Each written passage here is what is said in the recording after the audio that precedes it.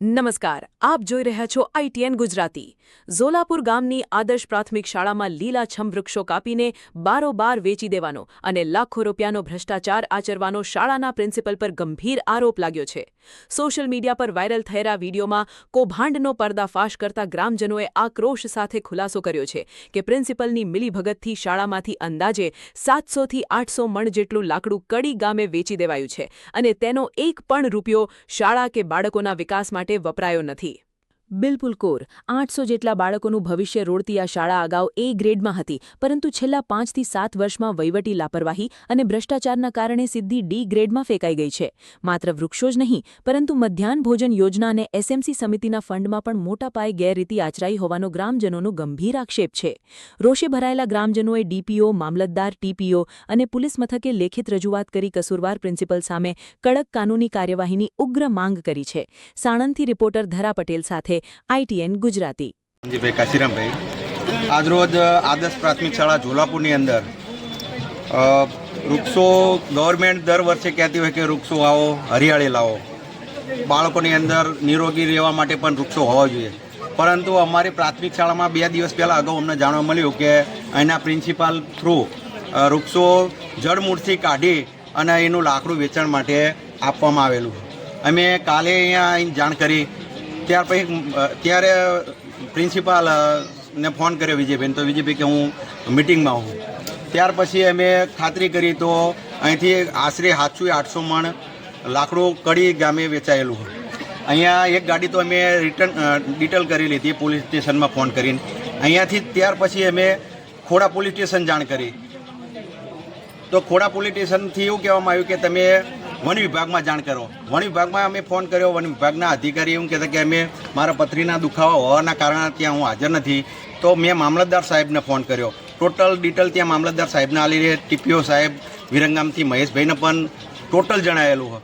અને માત્ર લાકડા કાપીને ભ્રષ્ટાચાર કરો એ નહીં, પ્રાથમિક શાળાની અંદર છેલ્લા 5-7 વર્ષથી આ દરેક વસ્તુની અંદર ચાલુ, ચાહે મધ્યાહન ભોજન હોય કે SMCની અંદરથી પણ ઘણા ગોટાળા તમને જાણવા મળશે. એટલે ગામ લોકોને સાથે લીધા વગર આજથી 5-7 વર્ષ પહેલાં A ગ્રેડની અંદર પ્રાથમિક શાળા હતી અમારી, અને 5 વર્ષ પછી D ગ્રેડની અંદર આવી. એ વખતનું શિક્ષણ કઈ રીતનું હતું, અત્યારે આ શિક્ષણની અંદર ઘણો ફરક પડેલો. તો માત્ર શિક્ષણને રાજકારણ રમી અને અહીંના સ્ટાફ આ બધું વસ્તુ ચલવ, આ ખરેખર અમારા 800 બાળકો ઉપર અત્યાચાર હ. અમારા ઝોલાપુર ગામનું ભાવિ આ રીતે ચાલશે ને તો 5 વર્ષ પછી અહીંયા એક પણ બાળક ભણવા માટે સરકારી સ્કૂલની અંદર હાજર નહીં રહે. આજનો શું આક્ષેપ છે અને તમે શું માંગ કરી રહ્યા છો? આજનો આક્ષેપ અમારો એ જ છે કે આ ભ્રષ્ટાચાર નાબૂદ થવો જોઈએ, બરાબર. અને જે આજે શું ઘટના બની હતી એના માટે શું માંગ કરો છો તમે? આજે જે ઘટના હ એના માટે અમારી એ જ માંગ છે કે ખરેખર દૂધનું દૂધ, પાણીનું પાણી, જે સજા થવી જોઈએ પ્રિન્સિપાલને એ થવી જોઈએ, બરાબર. અને માત્ર આ વિષયમાં નહીં, ટોટલ નાણાકીય બાબતથી લઈને વહીવટ બાબતમાં તમામમાં તપાસ થવી જોઈએ. હું DPO સાહેબને પણ એ કહું, જગદીશભાઈને, મહેશભાઈ TPO સાહેબને પણ એ કહું, અને મામલતદાર સાહેબને પણ આ જણાવું. એટલે દરેક વસ્તુમાં મધ્યાહન ભોજન અને વહીવટી વિભાગ બંને વિભાગમાં તપાસ થવી જોઈએ. લાકડા જે કાપવામાં આવે છે એના માટે તમે કોને જવાબદાર ગણો છો? પ્રિન્સિપાલ સાહેબ.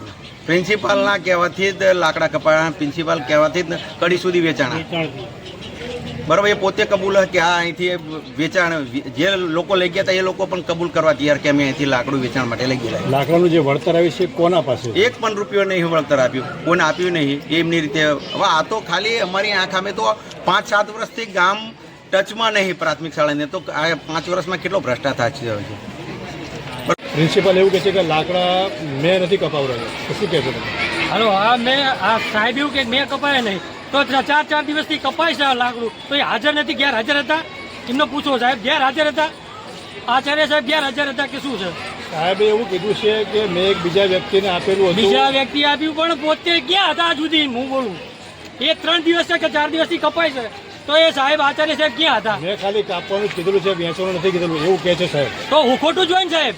વેચવાનું કોણ કે? તો કાપ્યા બરોબર, આટલા બધા લાકડા કાપ્યા વેચવાનું ના કીધું કે 800 મણ 900 મણ લાકડા કપાણા હોય, બરોબર. તો આ શું કાંઈ ઢગલો કરવા રાખ્યા છે? આ કોઈને હળગાવવાના હતા એમને? સાહેબોને બીજી 2 સ્ટાફને કોઈને હળગાવવાનો હતો? તો શું કહેશો તમે સાહેબ વિશે? શું કહેશો? સાહેબ વિશે તદ્દન ખોટું જ બોલે છે સાહેબ. બીજાના ગામના જે છોકરાઓ હોય એના પર નાખવા માગે છે. આ બધો આરોપ આ સાહેબનું એક કાવતરું છે. સ્કૂલના વૃક્ષો કાપી અને બારોબાર વેચી મારા છે, શું કહેશો તમે?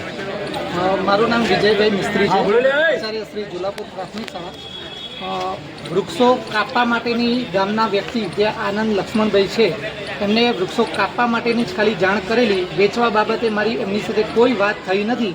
આ નિર્ણય એમને પોતાની જાતે લીધેલો છે, જે બાબતે હું પોતે બિલકુલ અજાણ છું. એને ક્યાં વેચ્યા, કોને વેચ્યા એ બાબતથી હું બિલકુલ અવગત છું. ગ્રામજનો આક્ષેપ કરી રહ્યા છે કે સાહેબે જ વેચી માર્યા છે. એ ગામજનો આક્ષેપ કરતા હશે, બરાબર છે. બાકી આ બાબતમાં, વેચાણ બાબતમાં હું બિલકુલ નિર્દોષ છું. મેં આની અંદર એક રૂપિયો પણ લીધો નથી અને એ વ્યક્તિએ કોને વેચ્યા છે, ક્યાં આપ્યા છે એ બાબતે હું બિલકુલ અજાણ છું. તો આપને જાણ કરેલી સરપંચ સાહેબને કે કોઈ કમિટી સભ્યોને કે આ વૃક્ષો કાપી થડમાંથી કાપી છે? થડમાંથી 2 વૃક્ષો એવા હતા કે જે એક આપણું રાષ્ટ્રીય વૃક્ષ જે વડ છે એના થડની અંદર જ બીજું વૃક્ષ ઉગ્યું હતું. એ કપાવેલું છે ને એક દરવાજાની અંદર એન્ટર થતાં એક વૃક્ષ હતું એ જે અવારનવાર ગાડી મોટી આવે કે કોઈ સાધનોને આવતું ત્યારે એ નડતરરૂપ હતું. એ વૃક્ષ થડમાંથી કપાવેલા, બાકીના વૃક્ષો થડમાંથી કપાવેલા નથી. બાકીના વૃક્ષો જે છે એને હોરવાની જગ્યાએ જે કાપવાવાળા જે ભાઈ છે એને ફૂટ થાય એ રીતે કાપેલા છે મશીનથી. કાપવા માટેની સૂચના આપણે આપેલી છે એમને. કાપવા માટેની સૂચના આનંદને આપેલી છે કે ભાઈ લાકડા ઝાડ કાપવાના છે. વેચવા માટેની મારે એમની સાથે કોઈ વાત થઈ નથી.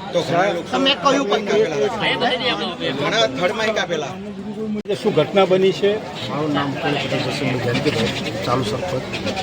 પ્રિન્સિપલ સાહેબે આપણને કોઈ રજૂઆત કરેલી નથી, આપણે કોઈ પરમિશન લીધી નથી, પંચાયતમાં જાણ નથી કરી, એસએફજી કમિટીને પણ જાણ નથી કરી અને એમની રીતે એમને વૃક્ષો કાપવાનું ડાયરેક્ટ મજૂરને આપી અને લાકડા વેચાણ કરાવાય અને 2 ગાડી અને 2 ટ્રેક્ટર આ 4 એમને ભરાઈ અને ડાયરેક્ટ કડી ગામમાં વેચી માર્યા. કાલે હું આવ્યો સ્કૂલમાં, મને ફોન આવ્યો એટલે મને કીધું કે સરપંચ તમને કોઈને જાણ કરી હતી. તો મેં કીધું ભાઈ ના, મને કોઈને જાણ કરેલી નથી. પછી આવી અને મજૂરને પકડ્યા. અગોલ ગામના 4 મુસલમાન અને એક અમારા ગામના ભાઈ, એ 5 વ્યક્તિ હતા. એ ચાલી અને પછી એને ગાડી જમા લેવડાવી દીધી, એના ફોટા પાડ્યા, વિડીયો ઉતારી દીધા અને આખાનો સ્કૂલનો વિડીયો લીધો. સ્કૂલના પ્રિન્સિપાલ શું નામ છે અને એમના થકીયા જે કપડો કરવામાં આવ્યું છે કે શું કહે? પ્રિન્સિપલ વિજયભાઈ સાહેબ છે અમારે, એમના તો એમણે કરેલું છે કે કોણ? એ મજૂર એવું કહેતા એમને વિજયભાઈ સાહેબે કીધું. જે મજૂર કાઢતા કાલ મને કહ્યું તમે મને જબાની આવજો, હું મારી એફઆર કરાવવાની છે એટલે મેં એફઆર કરાવી દીધી છે.